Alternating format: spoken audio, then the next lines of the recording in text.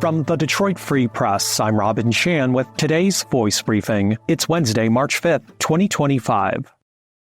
I'm Susan Tompor, and I'm a personal finance columnist at the Detroit Free Press. The Internal Revenue Service is facing much publicized upheaval, including job losses. But so far, early tax filers are seeing their tax refunds on time. The average federal income tax refund was $3,453 through February 21. That's 4 weeks of data, and we're looking at a 7.5% increase from last year's tax season during those first 4 weeks. More than $102 billion in federal income tax refunds have been issued. That's up 10% from the similar 4-week period a year ago. The IRS has issued more than 29.6 million refunds. The IRS kicked off its tax season on January 27th. That's when the agency began accepting and processing 2024 federal income tax returns. Many early filers who claimed the Earned Income Tax Credit or the additional child tax credit did have to wait, but they were expected to get their refunds by March 3rd, according to the IRS. The delay is designed to prevent fraud. If you filed your return online, opted to get your refund by direct deposit, and had no issues with your tax return, you should be getting those refunds soon. The IRS Where's My Refund tool is expected to show an updated status now for most early filers who claim the Earned Income Tax Credit or the additional child tax credit. If you haven't filed yet, the filing deadline is April 15th for most taxpayers.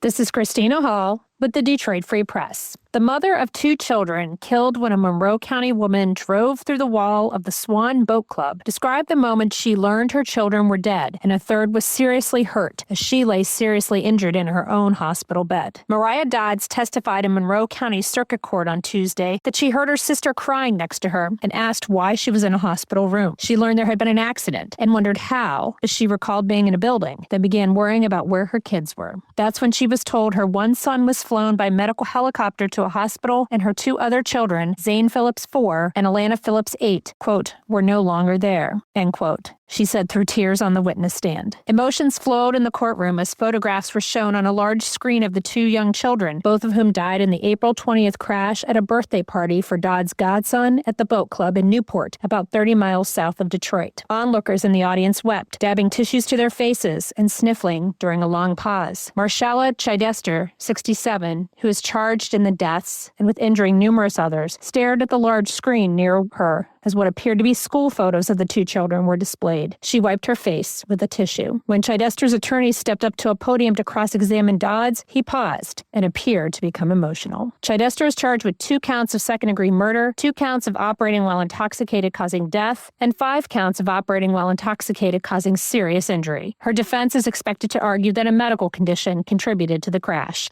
Nearly 24 witnesses have testified. The trial continues Wednesday.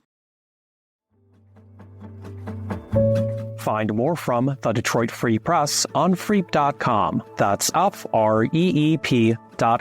Thank you for listening, and you'll hear more from us tomorrow.